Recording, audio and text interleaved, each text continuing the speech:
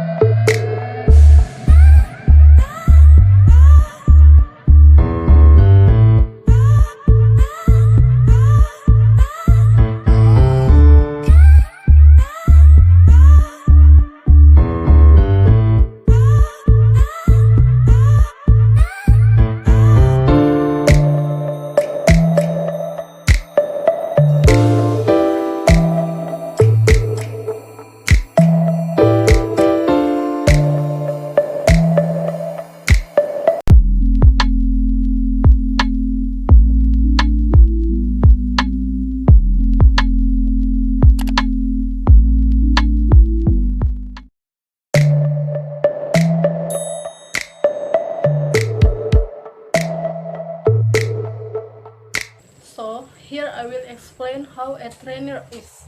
Training is essentially needed for new employees because through training or training, employees can develop their skill and competition to be able to achieve more optimal work targets. So, the following is a little description of the provision of the training material for new employees who might be your inspiration in preparing training material. Something to do in training new employees. 1. Practice. After learning the job theory, a new employee is required to practice what he has learned. In the end, what an employee will be do in any job always has to do with practice. 2. Listening to their idea. Every person must have an idea or ideas as well as new employees. 3. Introduce employees to new technology. New employees needed to be given knowledge about the latest technology. 3. Don't compare.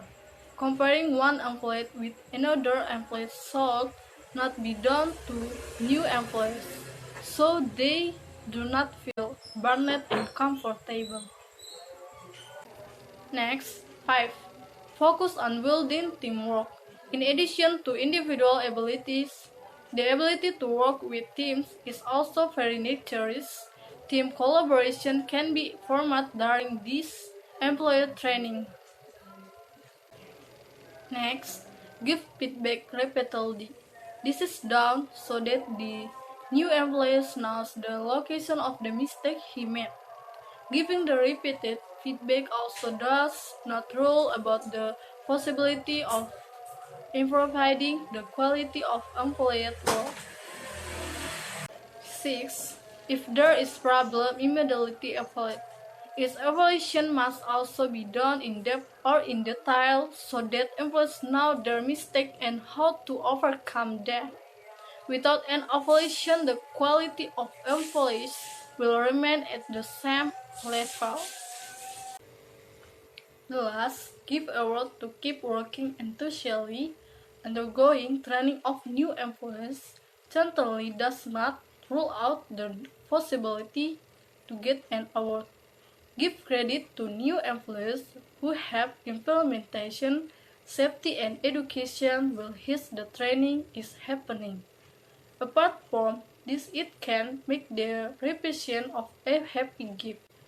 This can also be an example from other employees to do in the future. Assalamualaikum warahmatullahi wabarakatuh, and welcome back to our YouTube channel. So today we will make a video about being a trainee and a trainee. So before you watch this video, don't forget to like, subscribe, comment, and share this video to your friends. And happy watching.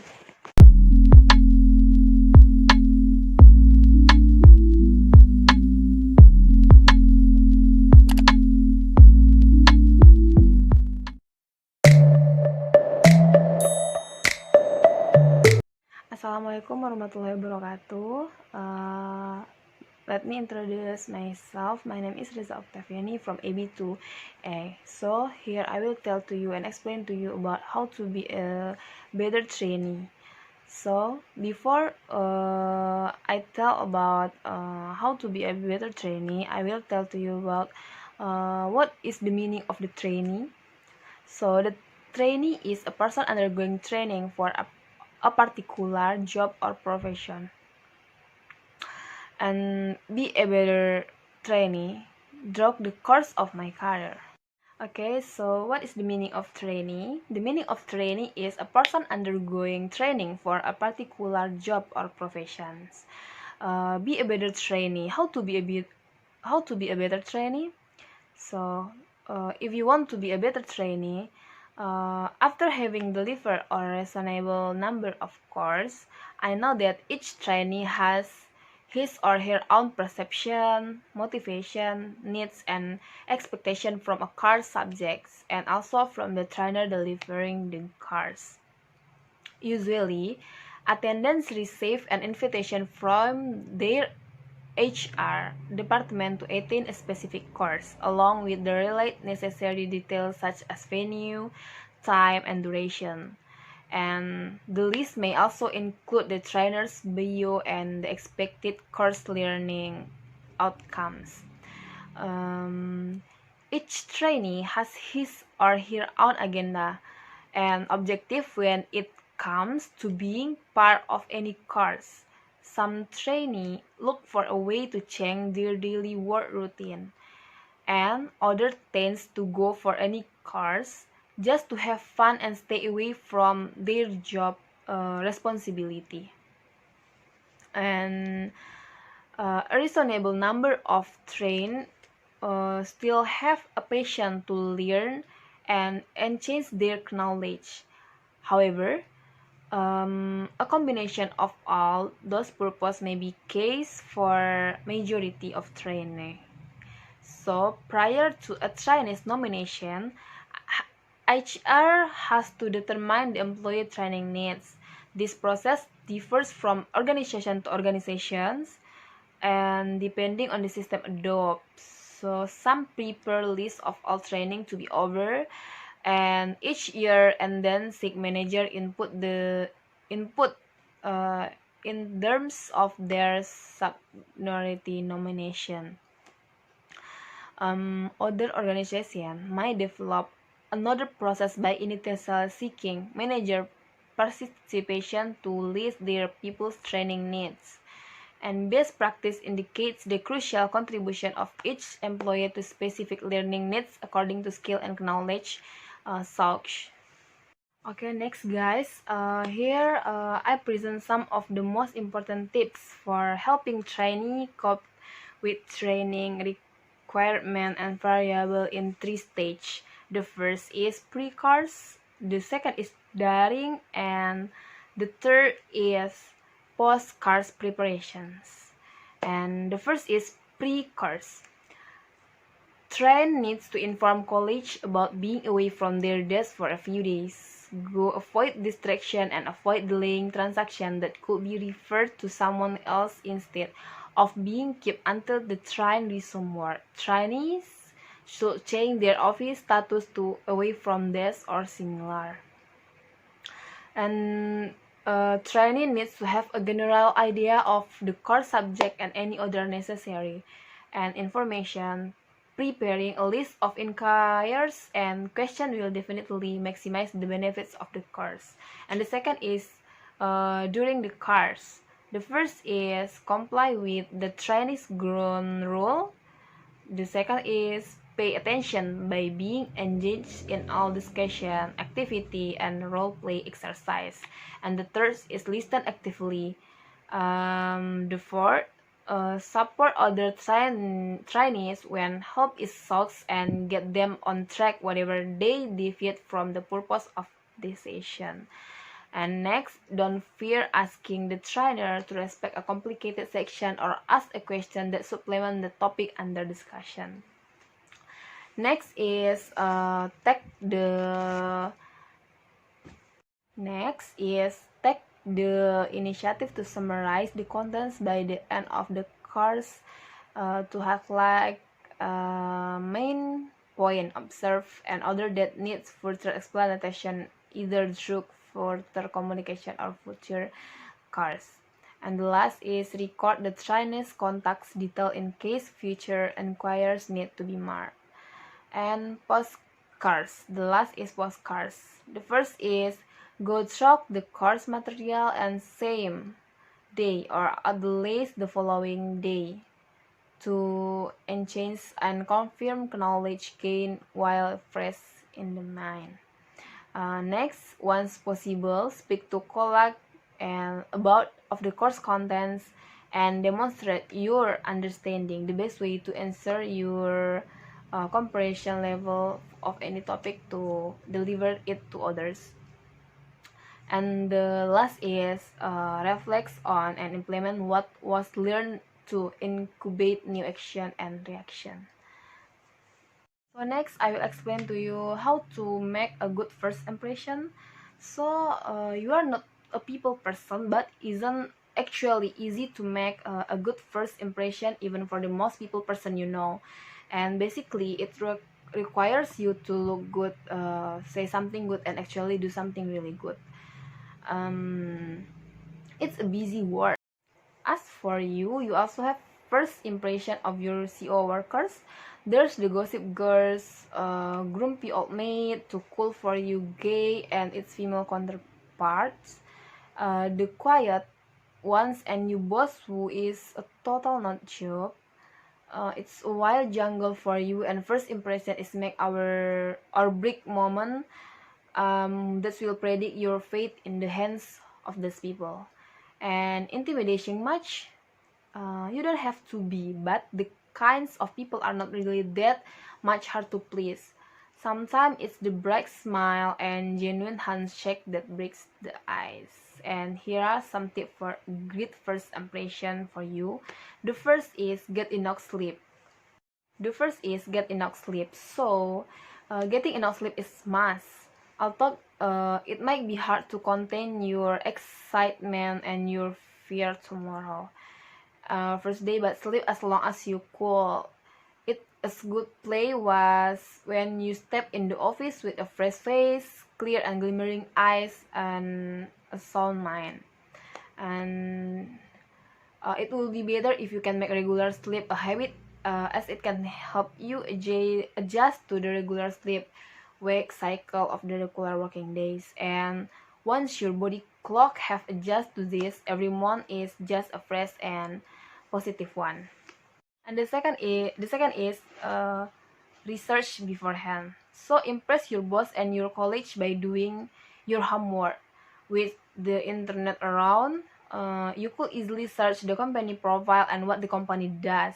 Not that you have to brag about it, but it gives you an idea and on what to say or do, especially to the higher up, and a little research on your file and maybe a bit about your boss and the latest stories the company could help you not say something stupid in front of them. So it's very helpful to you.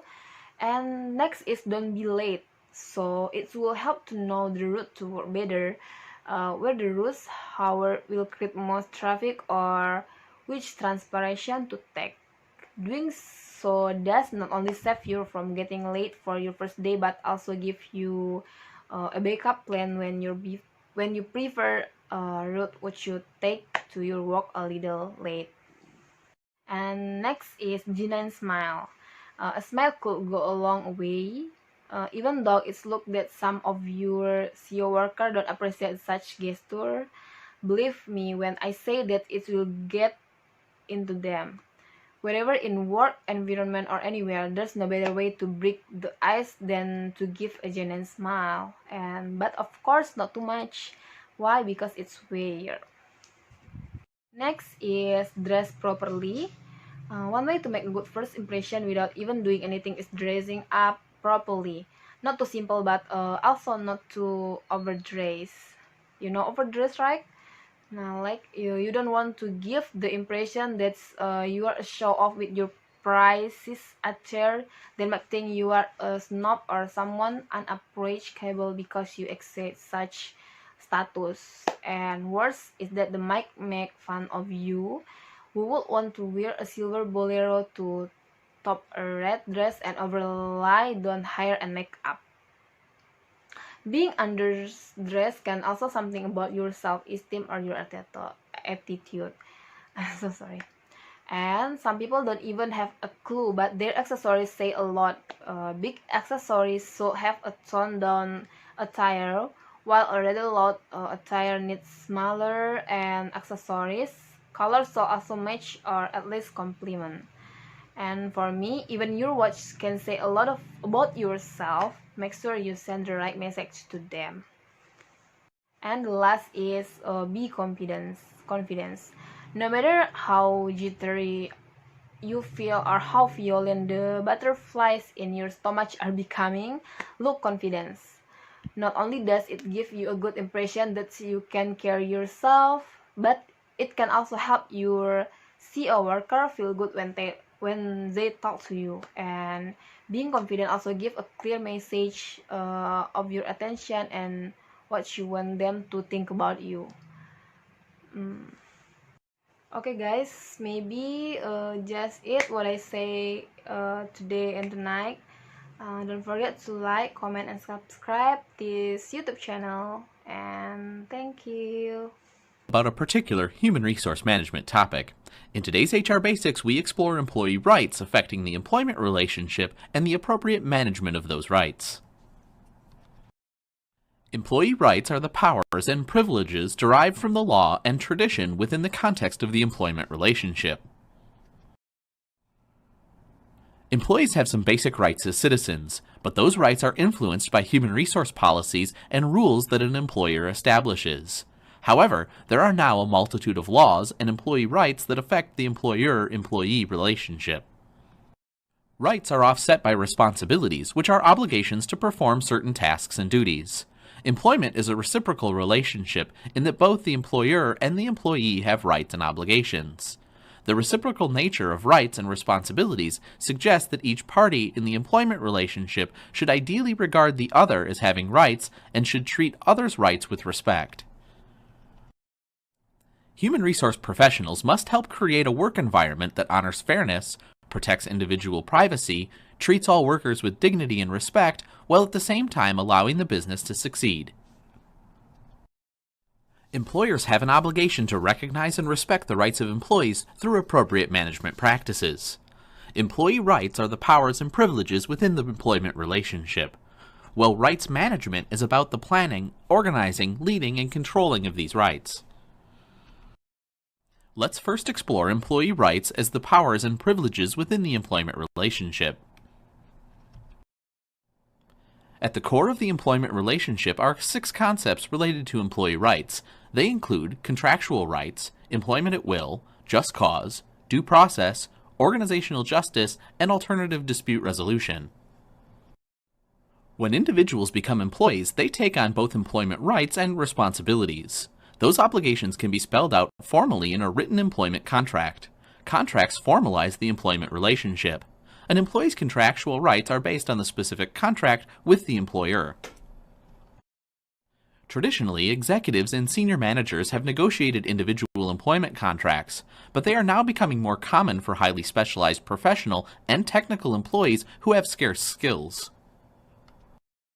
As we've discussed, an employment contract is a formal agreement that outlines the details of employment. This employment agreement should address all particulars of the employment relationship, including base pay and incentive compensation, basic and supplementary benefits and prerequisites, key job functions and performance criteria, contract term, and terms and conditions for terminating employment. Employment at will is a common law doctrine stating that employers have the right to hire, fire, demote, or promote whomever they choose unless there's a law or contract to the contrary, and employees can quit at any time with or without notice. There are certain exceptions to this employment at will doctrine. First, the public policy exception, where employees can sue if fired for a reason that violates public policy. Second, the implied contract exception, where law and service, promises of continued employment, and a lack of criticism of job performance might imply continued employment. And finally, the good faith and fair dealing exception, which is a covenant of reasonable behavior that exists between employers and at-will employees. Employers that run afoul of employment at will restrictions may be guilty of wrongful discharge, which involves the termination of an individual's employment for reasons that are illegal or improper. Employers can take special precautions to reduce wrongful discharge liabilities. Having a well-written employee handbook, training managers, and maintaining adequate documentation are keys to prevent wrongful discharge. Closely related to wrongful discharge is constructive discharge, which is the process of deliberately making conditions intolerable to get an employee to quit. Under normal circumstances, an employee who resigns rather than being dismissed cannot later collect damages for violation of legal rights. Just cause is a reasonable justification for taking an employment-related action. Union contracts typically require that the employer provide a good reason for disciplinary actions such as dismissal, but this protection does not necessarily extend to at-will situations. Even though the definitions of just cause may vary, the overall concern is fairness. To be viewed by others as just, any disciplinary action or employment-related decision must be based on facts in the individual case. Due process, like just cause, is about fairness. Due process protects employees from unjust or arbitrary discipline or termination. Due process occurs when the employer is determining if there's been employee wrongdoing or uses a fair process to give an employee a chance to explain and defend his or her actions. Due process typically involves thoroughly investigating all employment actions and giving individuals the opportunity to express their concerns to objective reviewers of the facts based on a situation. Due process represents ethical and respectful treatment of employees, and organizations that fail to utilize such processes risk being seen as unethical. Organizational justice is a key part of due process. And that organizational justice is about the fairness of decisions and resource allocations in the organization. Employees' perceptions of fairness and justice in the workplace influence their attitudes, behaviors, and overall engagement. Individual perceptions of fairness or justice in the workplace depend on at least 3 different types of assessments: the process of decision-making, the actual decisions made, and how the decisions are explained to employees. Procedural justice is the perceived fairness of the process used to make decisions about employees. Distributive justice, which is perceived fairness in the distribution of outcomes, and interpersonal justice, which is the extent to which a person affected by an employment decision feels treated fairly with dignity and respect. Disputes between management and employees about work issues are normal and inevitable, but how the parties resolve their disputes is also important. Alternative dispute resolution, or ADR, is the procedure for settling disputes without litigation. High litigation costs, delays in the court system, and damage to the employer-employee relationship have prompted growth in alternative dispute resolution methods such as arbitration, peer review panels, ombudsman, and mediation. Disagreements between employers and employees can result in lawsuits that are costly and time-consuming. Consequently, to settle disputes, some organizations use a process called arbitration. Arbitration is a process that uses a neutral third party to make a binding decision, thereby eliminating the need to involve the courts. Arbitration has been a common feature in union contracts. However, it must be set up carefully if employers want to use it in union-free situations. Some organizations allow their employees to appeal disciplinary action to an internal committee of employees. This panel reviews the actions and makes recommendations or decisions. Peer review panels use fellow employees and perhaps a few managers to resolve employment disputes. Panel members are specifically trained volunteers who sign confidentiality agreements after the organization assigns them to hear appeals. Still other organizations ensure process fairness through ombudsmen, individuals outside the normal chain of command who act as an independent problem solver for both management and employees. At many large and medium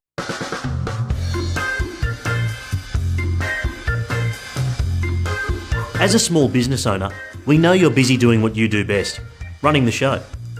We also know that there is a lot on your plate, so sometimes things slip through the cracks, like keeping up to date with your workplace obligations. When it comes to the law, keeping up to date with changes is the best way to stay on top of your obligations as an employer. It will save you time and money down the track and help you build a team that performs well and supports your business goals. That's why we've created My Account. It's an online portal that provides personalised workplace information that's easy to understand and apply. You can register at our website now.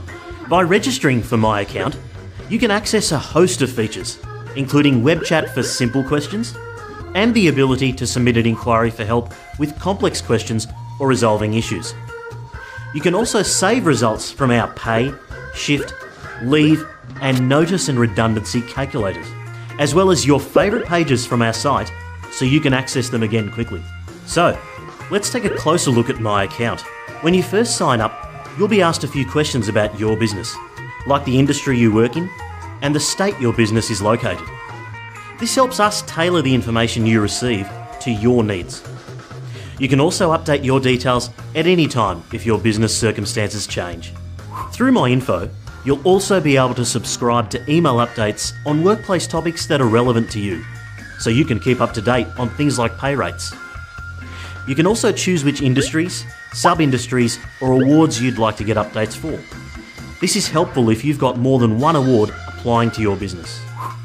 If you don't have a My Account, you can still sign up for updates by clicking subscribe to email updates at the bottom of any page on our website, and then entering in your details. But what about if you need more help?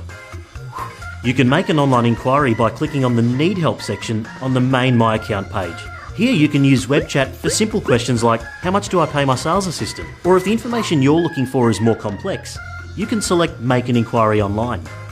We usually respond to an online inquiry within 48 hours. Remember, the Fair Work Ombudsman is here to help. In order to take full advantage of our services and stay up to date, register for my account today.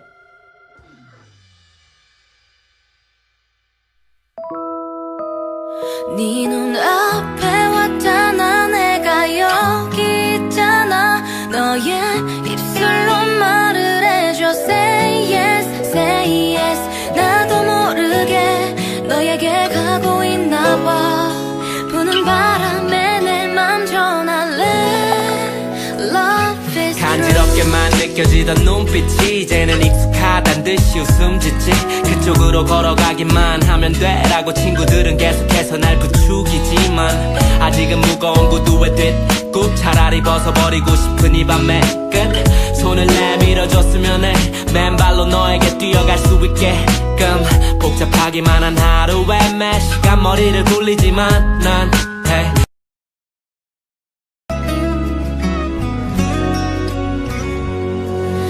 입술을 내물고 눈 지그시간치 내 몸을 채워오는 설렘을 감춰 왠지 자꾸